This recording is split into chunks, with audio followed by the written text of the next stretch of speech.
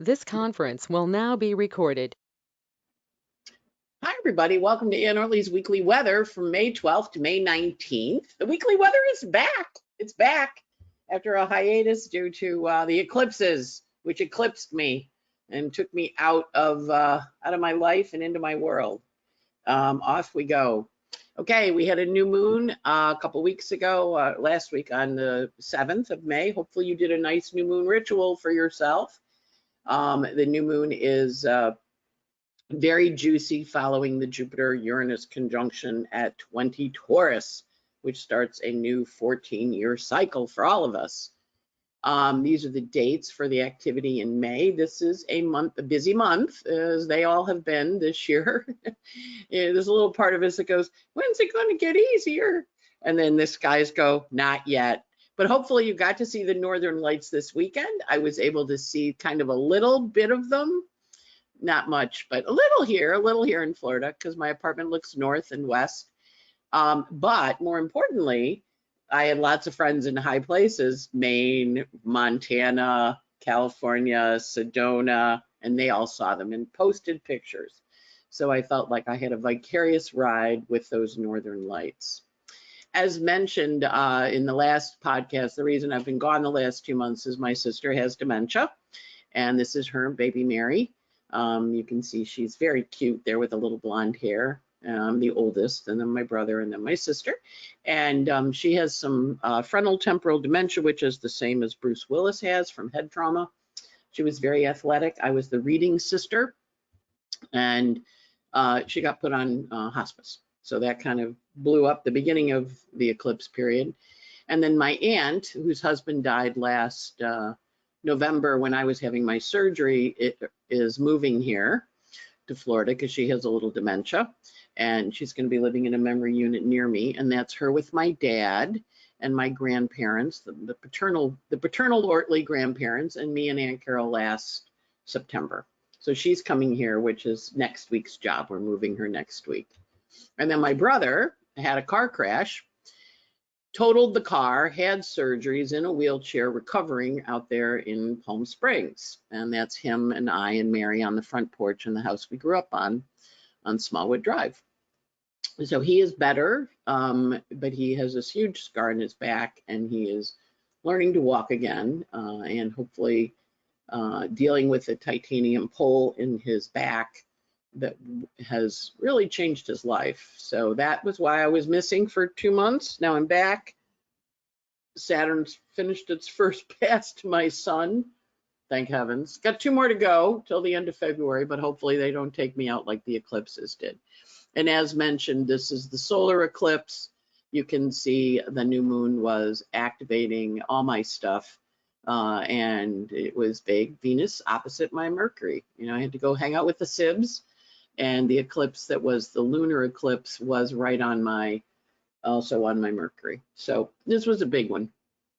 And of course, last fall I had my surgery. So I know this is a big section. In the case of my aunt, she left the convent in 1967. And these eclipses, these metonic cycles take us back to then. And so now she's, wants to live in a little studio and pray. So all good. We're all moving forward. New life. Mercury left his retrograde shadow yesterday, the May 13th, and he is finished. Thank heavens. And he gets out of Aries on May 15th. This was a pretty big Mercury retrograde. It entered Aries March 9th. It went in its shadow the 18th. And from then until yesterday, we've been talking to our ghosts. It had 3 hammers of Thor, which were pretty big, in terms of Mercury as the handle, aspecting Pallas Athena, our strategic approach, and Juno and Virgo, our partnership, our illnesses. Virgo is, of course, a health sign. And that was when Princess Kate came out and said she had cancer, was the first pass, and the bridge falling down. The second pass was the Iran bombing Israel, and France, Britain, us, Jordan, and Israel shooting the drones down. And the third one was, interestingly, the campus riots this year, which was, or the riots all over the country, or the protests, not all riots, protests all over the country, And that was, Sagittarius, Pallas Athena and Sag. Sagittarius is universities. And Jupiter and Virgo, they had these little camps. For Juno and Virgo, they had these little camps.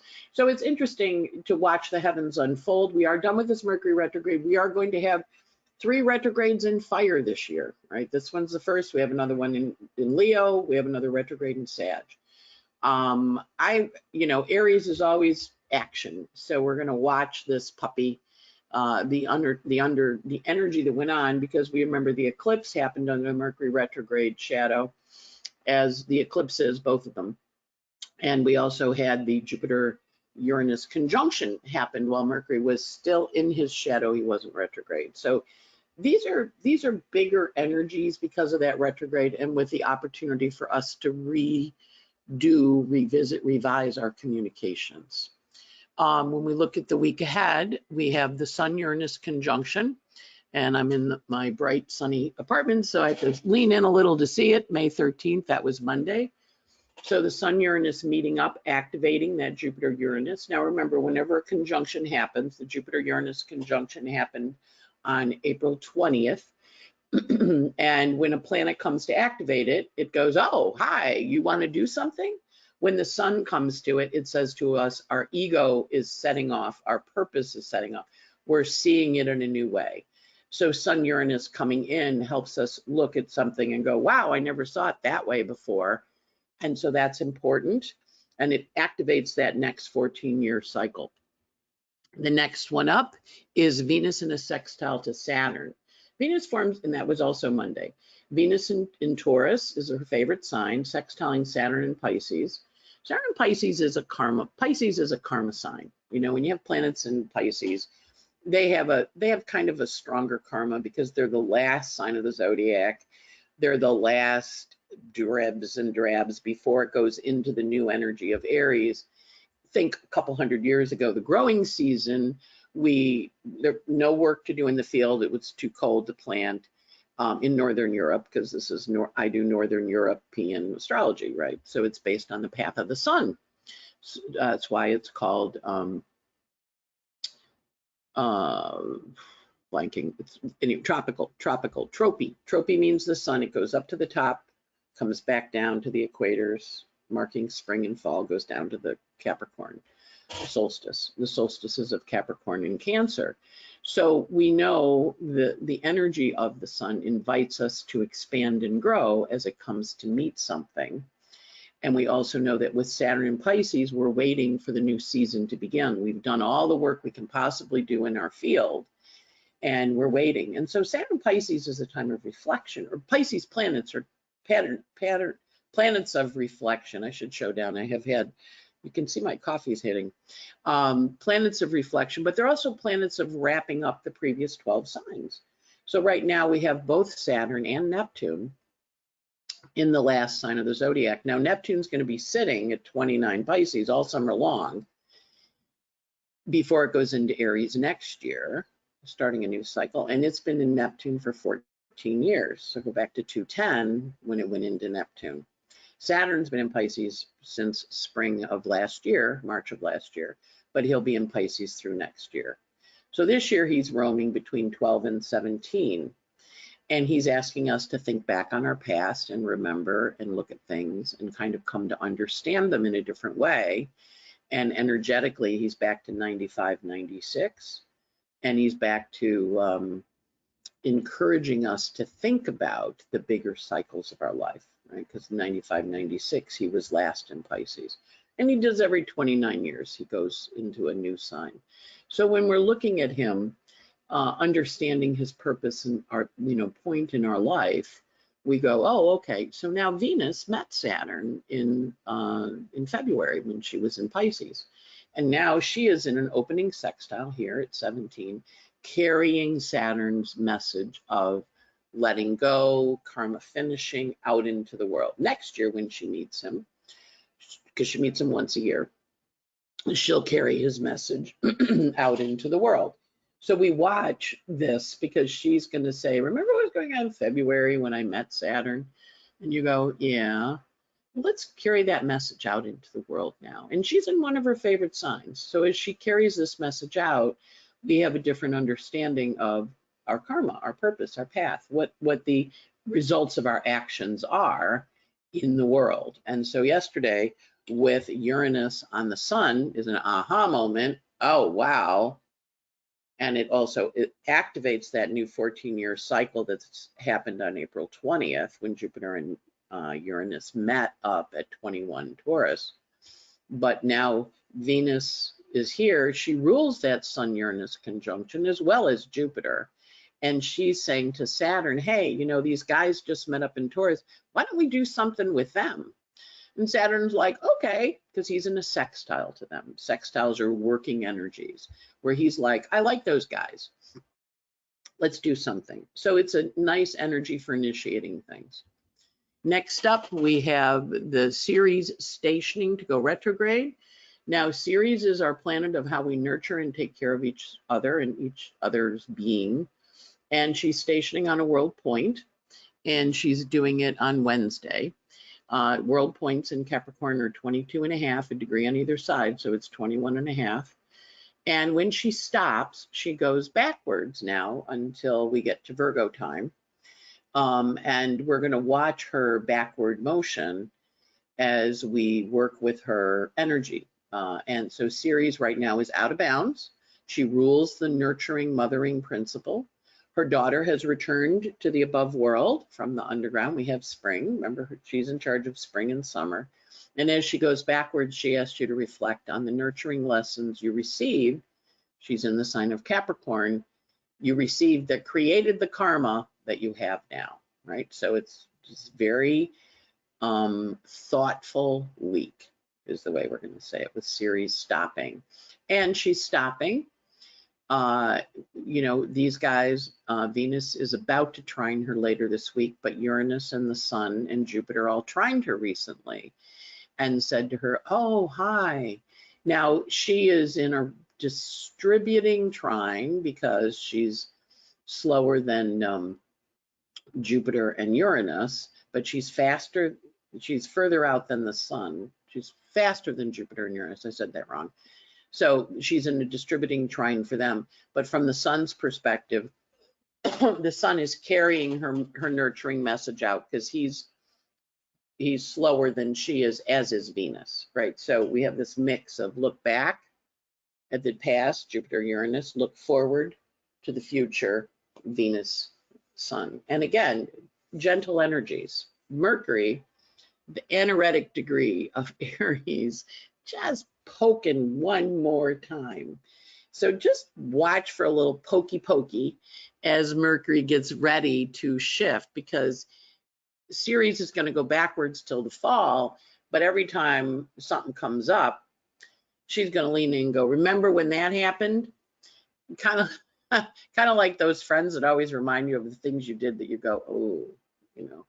But that's her job this year, because we're planting new seeds, hopefully better seeds, or seeds that will result in something more we like a little more, or we like a little different, because it's Earth. Jupiter's exalted in Taurus. Yay. Uranus not so thrilled, but he's willing to settle down with Jupiter and build something. So if you think back to 210, when they last met up in Aries in the last degree of Pisces, where Neptune is now, all summer, that cycle is finishing. And that initiating 14 years that you did back then in last degree of Aries, first degree of Pisces, now it's like, okay, let's grow. So that's kind of like the first day of spring, you know, when you get the smell in air. That was in 210. And now it's like truly spring and everything's blooming. Next up, Mercury enters Taurus. Yay! Now he loves hanging out with Venus. You can see he and Venus now are reporting. He's reporting into Venus. For the last 2 months, he's been reporting into Mars. First, Mars was like a drunk wild guy when he was in Pisces. No offense to people with Mars Pisces, but he was a little indecisive. And then Mars got into Aries and got very aggressive. Now Mercury's in Taurus, and he's hanging out talking to Venus and hanging out with the other Taurus planets. He kind of shifted friend groups. So as he shifts into Taurus, we're going to enter into a period of creativity and a period of, oh, Mercury's saying, okay, let's be productive and get things organized. So you may find your organizing gene activates, and your Mercury square Pluto, because that's what he's going to make an aspect to, is you find out, oh, there's some stuff I need to take care of because I didn't do it, or I find out about it, or whatever. So in my case, I just got an email from somebody saying, we need you to sign this document. And it was like 30 pages. And I didn't read it, but I did print it, but I did sign it, you know. And I'm kind of like, I hate signing things I haven't read, but all right, I need to get it out. And so the energy is very pushing us with Mercury at that last degree of Aries, because in that DocuSign stuff, you know, I'm second on the list, so there's people behind me, right? So, but that Mercury square Pluto is, I'm definitely going to read that document. So the energy of Mercury now in Taurus is moving into, and interesting, it was about moving money from one place to another. So that makes sense. Last degree Aries, sign the document, Ann. All right, signed the document. Now, what did I move it to? So the energy is very much about that expansion and moving forward. Remember the nodes of fate? As my good friend Maria Wander posted, the nodes of fate are at a halfway point right now. When they're at 15 of the cardinal signs, they're halfway through the Aries zodiac, and they're halfway through a 19-year cycle. So think back what was going on 9 years ago for you in May 12th, May 13th of 2024. In her case, she got promoted or got announced as, got an award as the head of nursing, you know, like an excellence in nursing award. And then she just got her hooded for being a doctorate because she just finished her doctorate. So think back, and I was like, oh, wow, that's so cool, Maria. I forgot about that halfway cycle. So you're halfway through the 19-year cycle that we were talking about with the eclipses, and pay attention to what was going on for you back then, because it's those are important points. Think back 9 years ago to what you were doing. We also have Pallas Athena going retrograde. She'd been going retrograde for a little while, and she's been in Sag, and now she's retrograding back into Scorpio, right? So she's going to be now going into deep strategic alliance. She's going to want to get in and clean out the muck and the guck and the gink and the yuck and the yicker. Because she's like, well, we have to clean out this infection. We have to clean out this Scorpio stuff to really get a clear vision of our strategy. Notice she's going back in opposite the Jupiter and Taurus. So we're going to find an amplification of Scorpio energies over the next few days as she and Jupiter have an opposition. And then the sun's going to oppose her. And then Uranus, not until next year, but or she's going to oppose Uranus moving backwards. But the sun and Jupiter are both going to come to have a conversation with her and ask us to look deeper into things, look in and understand them. Jupiter in Taurus wants us to be exalted and grow things. So our other part is, as we grow things, where are we headed? So that's a nice shift, but that's also her shifting from the visionary, jumping, yelling, chanting, the kids protesting, the students protesting, and the other protests around the world. Now they're going to get more scorpionic, a little more intense, and a little more behind the scenes. We also have Mercury square Pluto, which I mentioned a minute ago. Mercury is going to, in Taurus, is going to come to square Pluto. Now, remember back in January, Pluto went into Aquarius at the January 20th, and Mercury and Mars and Venus all met Pluto. They all came and joined him. And they initiated the next 19-year cycle, because this is the first time they've met him in Aquarius. They met him before in other signs. But so they got an assignment. Now the sun does not meet Pluto by conjunction till next year, when Pluto's in Aquarius for good for the next 19 years. But Mercury squaring Pluto is going to talk to us about the things we're going to be doing under this Pluto in Aquarius. So I was talking to one of my friends, Debbie, and she was talking to me about ChatGPT and doing you know, having the internet help you, having AI help you write things. And she's very techie. She's an Aries, a lot of Aries planets. So she always gets stuff like boom, zoom, zoom, zoom. She's always first to figure out things. And I was like, ChatGPT, huh? Now remember when Pluto went into Aquarius last year, March through uh, June, we had all this AI stuff. And with Mercury square Pluto, we can watch for AI stories and what's going on with AI and how it works. And yesterday I have an OPA mentorship group, and one of the women works for IBM, and we were talking about Watson, which is IBM's AI program. So I think it's an AI thing, but also in your own life, think about communications, Mercury and Taurus, precise, solid building communications, squaring Pluto and Aquarius. It's also siblings. So I certainly expect to hear from my brother about this and all the siblings that were activated during Mercury in Aries, because now Mercury squares Pluto, those conversations are shifting and we're getting a new version of them. So pay attention to who you hear from, what you hear about on Friday when Mercury squares Pluto, because it's big. And it's important to you in terms of the next 19 years. Okay, Venus meets Uranus. You know, she's moving along. She's a quick little girl when she's just fast. She's meeting Uranus, so she's activating, and she's saying this is how you're going to make money. This is how you're going to change things. This is how you're going to break things open. And again, it's a conjunction to Uranus and Taurus. But more importantly, we had the sun go there earlier this week. Now we have Venus coming in, and she's like, ooh, hi guys. You know, she can kind of see her dancing into the room going, hello, I'm here. What are we doing? And you can see her clapping her hands and getting all excited. And they're kind of like, oh, she's here, okay. And you know, she's got an agenda. She's in her rulership. She's happy. She's ready to get stuff rocking and rolling and organized. And so watch for the organization energy that enters your life on Saturday as she hits that Uranus. And then in a couple days, she's going to meet up with Jupiter. Now, notice the Venus, Uranus, Sun, Jupiter all together. We're going in a couple days. Sun's going to go into Gemini. Jupiter is going to go into Gemini. Uranus not till next year, year after.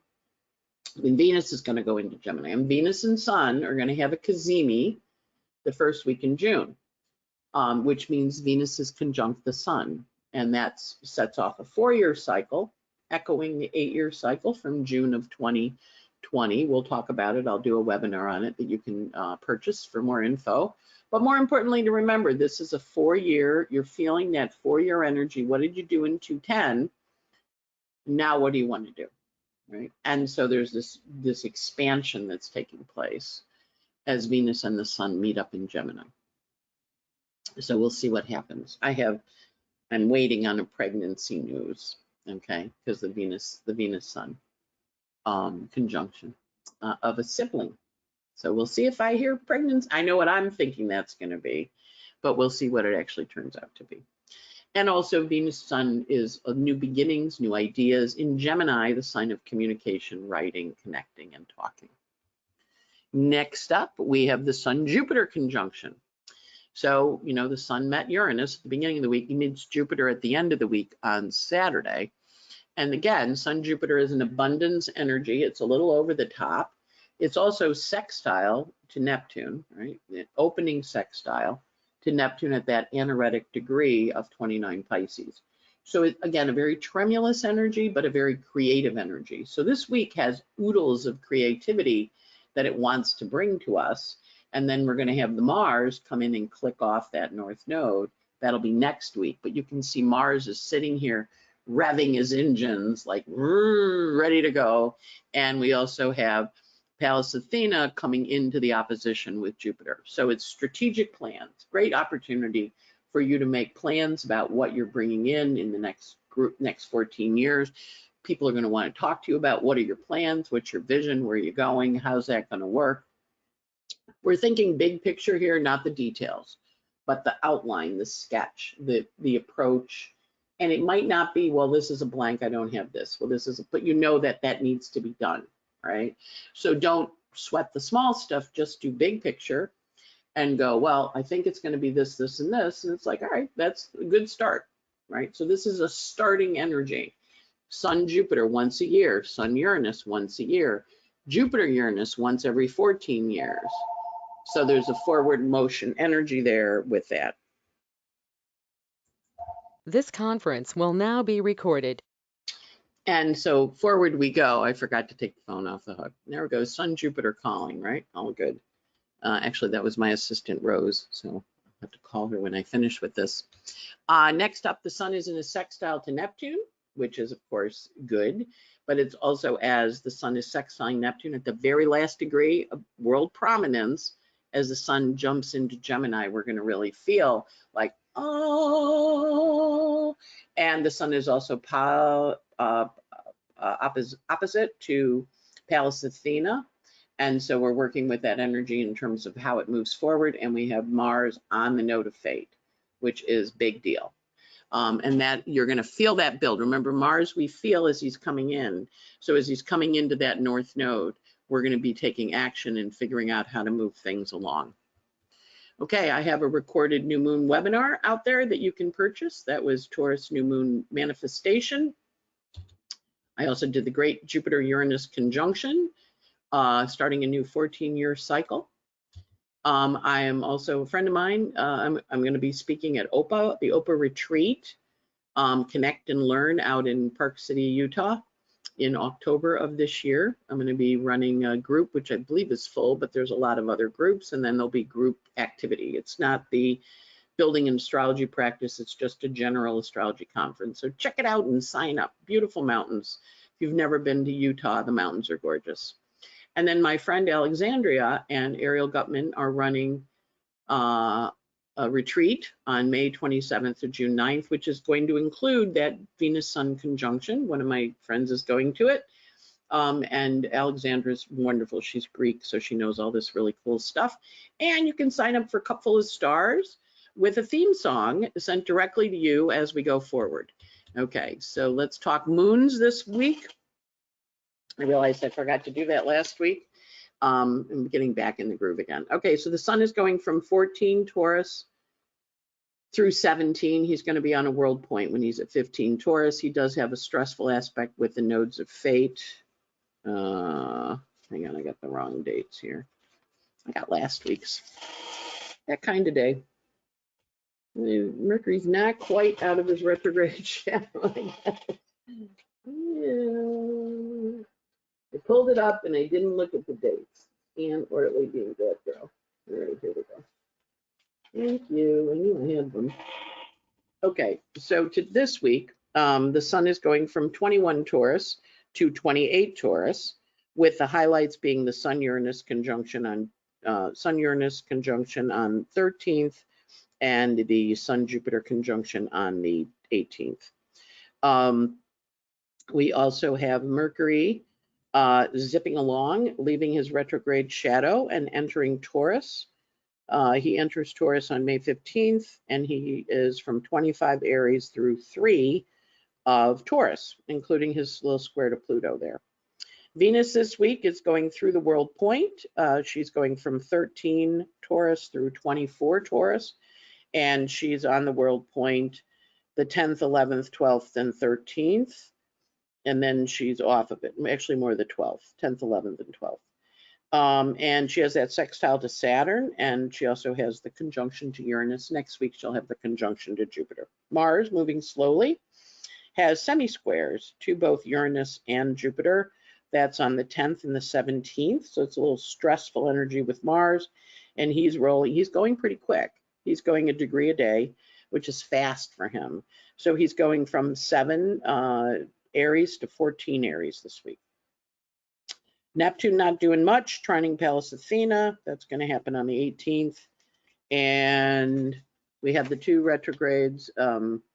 We had the Pallas Ceres retrograding in stationing retrograde, and we had Pallas Athena retrograding. She's retrograde already, backing into Scorpio, and she's going to hang out at 29 Scorpio. Pallas Athena also has an aspect to the nodes on the 16th. Stressful aspect. Moon this week is in May, the right thing. Mother's Day is the 12th. It was in Cancer. Was in Cancer Monday, going void at 5:13 in the morning, entering Leo the morning of the 13th. It's in Leo today, the 14th. It will leave Leo tomorrow at 12:41, and it'll leave with a square. So it's an energy of overdoing. Then Mercury goes into Taurus tomorrow in the afternoon, and Moon goes into Virgo at 5:30 p.m. Wednesday night. And it will be in Virgo Wednesday night, Thursday, Friday, and goes void at 5 in the morning, 5:09 in the morning on the 18th, Saturday. And it goes void with an opposition to Neptune. And then it enters Libra at 6:23 on Saturday morning. It'll be in Libra Saturday, Sunday, Monday. It goes void at 11:49 a.m. Sunday afternoon, and it will be void all day Sunday, as well as all morning, all day the 20th, next week the 20th, because it doesn't go into Scorpio until 6:34 p.m. next Monday. And it goes void with an aspect of a opposition to Mars in Aries. So that's a little contentious. So Monday is Moon's void, but also contentious. So we'll see what that brings. And the Sun goes into Gemini bright and early on the 20th, which is next Monday. So those are the aspects for the day. Now, such a busy week. All right. Now, the other thing I decided, because I like doing these politic things, I decided as we're heading into the election with my Aquarius rising, I'm going to ask you to do things. Of course, you don't have to. But it's always a good idea to give you a different way of thinking about things and looking at things. And we'll do it with the charts, and we'll go forward. So we're going to look at Judge Aileen Cannon, who is the judge in the Florida purloined documents case, where Donald Trump took documents out of the White House, moved them to Florida, was contacted numerous times by the government asking for them to be returned, and he didn't. And then he hid them, and he lied to the FBI, and he lied to the records people, and then they raided his house, and then they found the documents. They didn't find all the documents. Personally, I think there's some in Ivana's coffin in New Jersey, but be that as it may. So anyway, Aileen has been assigned this case. Now, she was proposed to be in front of the Senate on, I think it was May 13th of 2020. And Donald appointed her to the bench on November 13th, 2020, after he had lost the election, right? They'd already announced it. So she got appointed to a lifetime appointment as a federal judge by him. And, that's his job as president. But she got assigned the case for him in Florida. And they do the cases where the crime took place, which was in in Mar-a-Lago. But she got her job because of him. So, I'm into the politics, right? Like I said, this is the politics part. So she is been slow walking the case. So last week on Tuesday, she announced no date. She canceled the date for the trial, which was supposed to be May 20th, which everybody said is never going to happen. And she said, I'm indefinitely postponing it. Now, Trump had proposed an August date. The government had proposed a July date. And she just said, I'm not doing it. I got too much to do. I don't have any time. I'm not into it. So anyway, this is the aspects for her postponing it, right? So we see that series here, stationing series, right on her note of fate. This is her bosses. Now, she got overturned because she intervened in the subpoenas, but she got overturned by the 11th Circuit, her bosses in the Court of Appeals. And they told her, no, you can't do that. So that's, maybe that's why she's been so cautious. But anyway, she's been cautious. So we also see up here, Pallas Athena on Uranus. This is her legal strategy.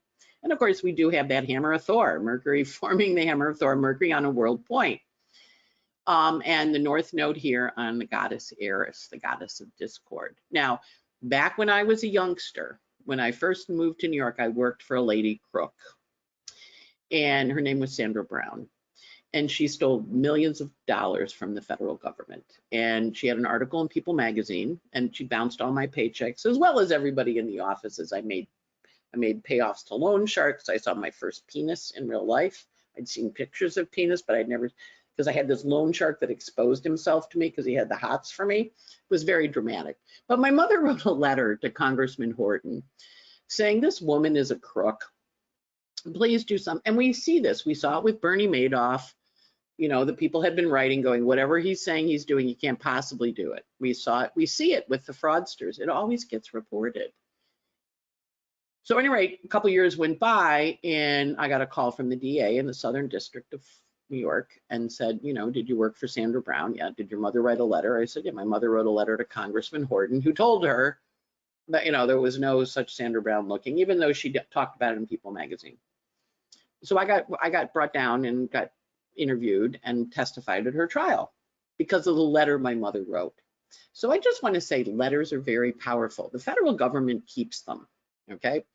So that's why I want to warn you also. The federal government keeps your letters when you write them. They have a little big file and they put them somewhere. And so when this happened 3 years after she got the money and she ran off with it, because she basically embezzled it and bought airplanes and ski lodges and horse farms and not stuff you're supposed to do with an SBA loan.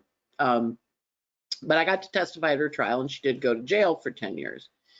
So I want to just say that, like, just know when you write these letters, they are big. But we see the series here stationing on the node.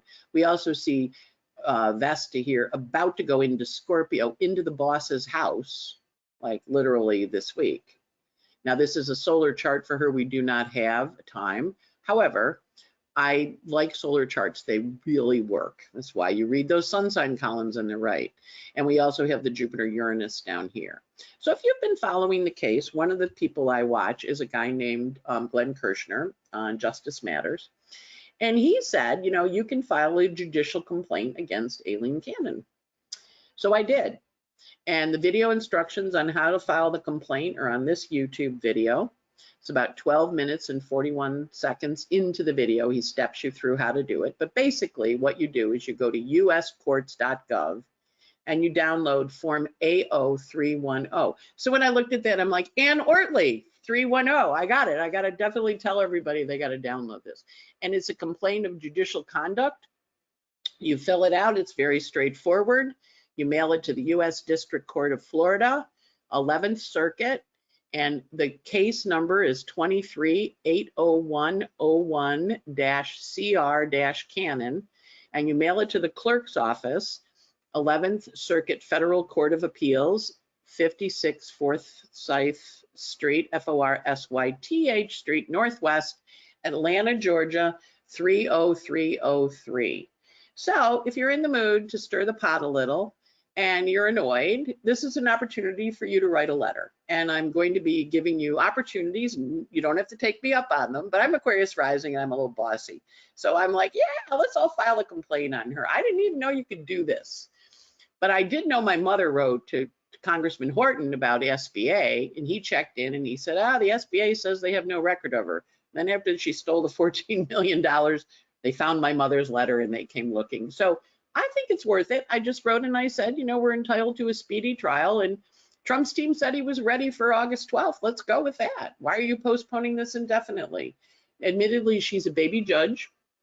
She only got appointed to the bench in November 13th, 2020. So she's less than, 4 years on the bench, but she's had the case for a couple of years. And you can see, like, hey, come on, this is not a hard case. Just, you guys stole documents. Find out, do the trial. Other people have stolen documents, been tried and been jailed in the time since he's been been indicted. So I definitely encourage you, if you're feeling a little like you need to do something, I'm going to come up with stuff for you every week based on things in the news that you can take action on. It is Pluto and Aquarius. We're supposed to act for our community in the ways we believe are true. And on that note, we end the weekly weather and hope you have a great week and really enjoy yourself. So forward you go. Bye.